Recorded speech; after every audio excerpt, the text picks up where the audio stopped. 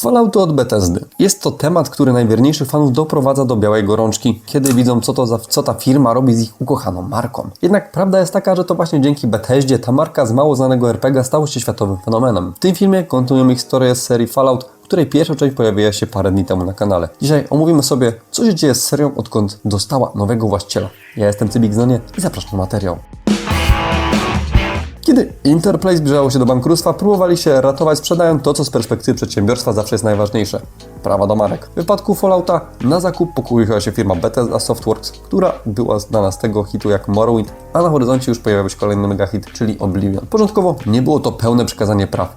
W ramach pierwszych ustaleń Bethesda miały produkować gry Fallouta 3, 4 oraz 5. Następnie miały być dalsze renegocjacje tej umowy. Jednak Todd Howard, kierujący Bethesdą, widząc co Interplay w ostatnich latach robiło z marką poprzez wydawanie słabego Brotherhood of Steel na konsolę lub skasowanym Fallout Van Buren, słusznie postanowił się zabezpieczyć. Na mocy dalszych ustaleń Interplay miało produkować grę Fallout Online, która miała być grą MMORPG rzucającą wyzwanie WoWowi.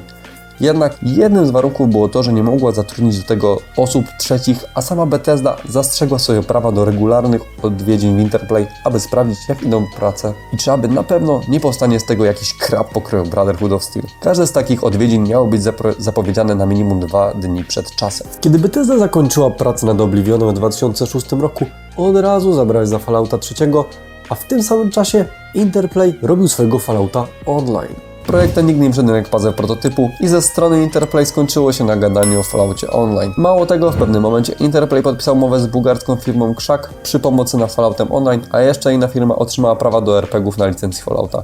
Innymi słowy, Interplay sprzedawała prawa do marki, które wcześniej sprzedawało Bethesdzie i to teraz ona była właścicielem tego. Kiedy Todd Howard się o tym dowiedział, wytoczono pozew Interplay. Sprawa trwała kilka lat, a skończyła się przejęciem w 100% prawa do Fallouta przez Bethesda. Fallout Online na mocy prawa został skasowany, a do tego Interplay miało zapłacić sporą sumę za odszkodowanie. W ten sposób początkowe założenia, że Bethesda zrobi tylko 3 kolejne odsłony Fallouta, a potem się zobaczy, stały się nieistotne i od teraz Todd Howard mógł robić z marką, co mu się żywnie podoba. Na pierwszy efekt prac nowych włodarzy przyszło nam czekać do 2009 roku, kiedy to premier miał Fallout 3. I można powiedzieć, że wywrócił on format serii do góry nogami. Z klasycznego CRPG dostaliśmy grę Action RPG w pełnym 3D. Silnik Gamebryo, na którym powstawiono Fallouta 3, był wykorzystywany również w Oblivionie i w formule obu tych gier bardzo to widać. Gra zaczyna się od sekwencji, w której protagonista dorasta w krypcie 101 pod okiem ojca. W pewnym momencie ni stąd ni zowąd nasz rodzic znika, robiąc w krypcie niemałe zamieszanie. Jako gracz ruszamy na powierzchnię, by go odnaleźć. Bethesda osadziła rozgrywkę na terenie zrujnowanego Waszyngtonu, a także terenów przylegających do stanów Maryland i Virginia.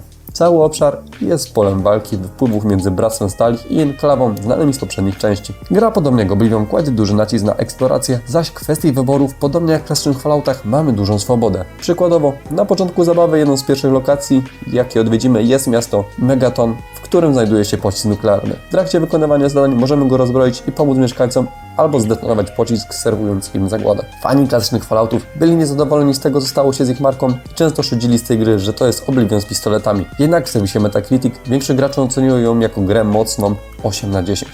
Rozstrzał opinii jest ogromny, ponieważ to właśnie od tej części wielu graczy zaczęło swoją przygodę z tym uniwersum. Gra pierwszy tydzień po premierze sprzedała się w niecałych 5 milionach kopii, a na przestrzeni lat ta liczba zwiększyła się do ponad 12 milionów. Innymi słowy, gdybyśmy zsumowali liczbę sprzedanych kopii Fallouta 1, 2 i Fallouta Tactic i pomnożyli ją przez 24, otrzymalibyśmy równowartość sprzedaży Fallouta 3. Trochę to boli, że nawet taki krap jak Duke Nukem Forever sprzedał się o wiele lepiej niż Fallout 1 i 2 razem do kupy wzięte. No ale co by nie mówić, Bethesda postawiła tę markę na nogi i pewnie gdyby nie oni, nie dostalibyśmy potem tak świetnego serialu, który, przypomnijmy, niedługo dostanie drugi sezon. Kiedy zakończyły się prace nad Falloutem 3, w tym samym czasie studio Obsidian Entertainment, które założyli byli pracownicy Black Isle Studios, otrzymało od Bethesdy zlecenie na przygotowanie spin-offu.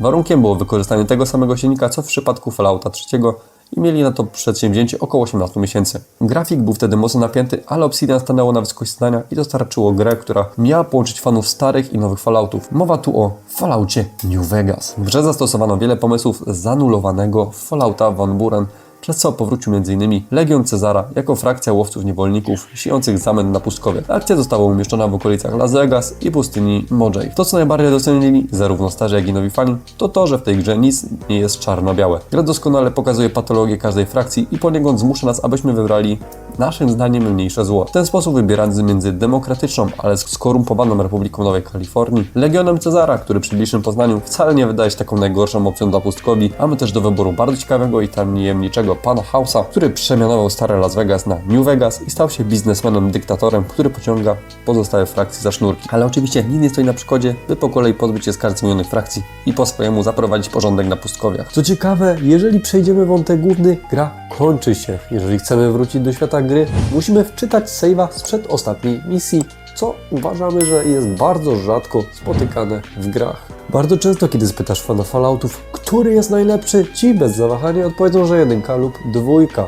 Ale jeśli pociągniesz ich bardziej za język i spytasz się, który z Falloutów 3D jest najlepszy, no to wtedy odpowiedzą ci, że New Vegas. Gra przez lata stała się pewną zmazą na honorze. W zasadzie ego Todda Howarda, ponieważ oto mały projekt, wręcz spin-off, który powstawał tylko 18 miesięcy, jest lepiej wspominany przez fanów niż jakikolwiek z głównych robionych przez Bethesdę Falloutów. Praca nad kolejną odsłoną, czyli Falloutem 4, ruszyły mniej więcej w 2013 roku, kiedy to zakończono wsparcie dla najbardziej kultowej gry Bethesdy, czyli Skyrima. W tym samym roku co Fallout, premierę miał mieć również Wiedźmin 3 Dziki Gon i obie te gry przed premierą były porównywane jako największe premiery tego roku, które będą spektakularnie bić się o tytuł Game of the Year. Tutaj jako ciekawostkę warto wspomnieć, że ostatnim razem w 2011 roku również wychodziła zarówno gra Bethesdy i Redów, w tym przypadku był to Skyrim i Wiedźmin II. Po premierze jednak Fallout 4 okazał się być spektakularnym rozczarowaniem. Wiedźmin, z którym był przed premierą porównywany, miał wszystko lepsze, a jedynym atutem gry Bethesdy był system craftingu i budowania osad. Pozostałe elementy dla jednych były ok, a dla drugich słabe. Po udanym Falloutie 3 i New Vegas zdecydowanie czuć było regres. Fabuła zaczyna się jeszcze przed Wielką Wojną. Obserwujemy szczęśliwą amerykańską rodzinę z dzieciakiem, jemy śniadanko, aż nagle dowiadujemy się, że z całych Stanach spadają bomby i musimy udać się do krypt. Tam zostajemy zamknięci razem z małżonkiem lub małżonką, a także małym synkiem Seanem. Kiedy jesteśmy w hibernacji, ten jednak zostaje porwany przez tajemniczych najemników, a naszym zadaniem na przestrzeni gry jest go odszukać.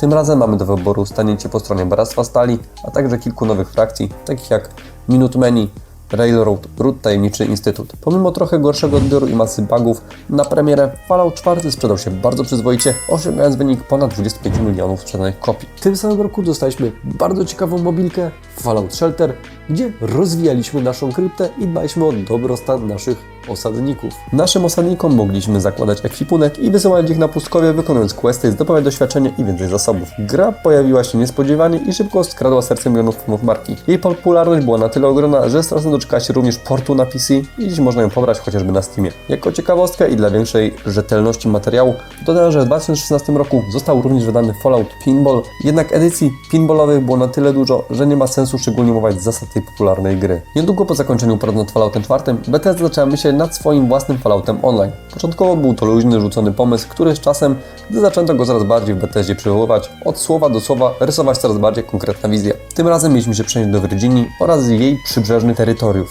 A decyzja wynika z tego, że są to tereny niedaleko miasta Bethesda, w której siedzibę ma Bethesda. I pracownicy tej firmy bardzo dobrze znają i lubią te okolice. Jednym z najbardziej kontrowersyjnych ruchów było to, że gra miała być ogromną piaskownicą, do której content mieli dopiero dodawać gracze.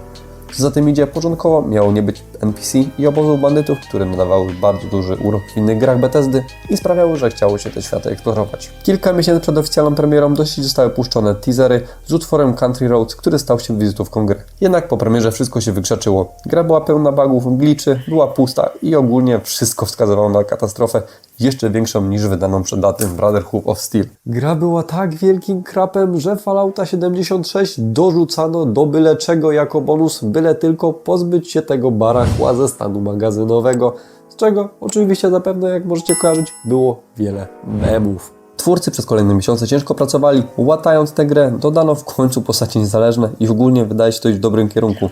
Wielu fanów po powrocie do naprawionego już Fallouta 76 uznało, że jest to nie tak zła gra i masowo zadawali pytanie retoryczne, czy nie można było tak od razu. Dziś Fallout 76 jest do tej pory rozwijany, dostaje nową zawartość i wydaje się sympatyczną produkcją do zagrania z znajomymi. Jeśli graliście i macie swoje doświadczenia z tą grą, koniecznie dajcie znać w komentarzach, czy faktycznie warto dać tej gry szansę. Ostatnią póki co grą jest Fallout Shelter Online z 2019 roku, która jest de facto tym samym co zwykły Fallout Shelter, ale wzbogacono o funkcje sieciowe takie jak łączenie się w gildie i tryb PvP.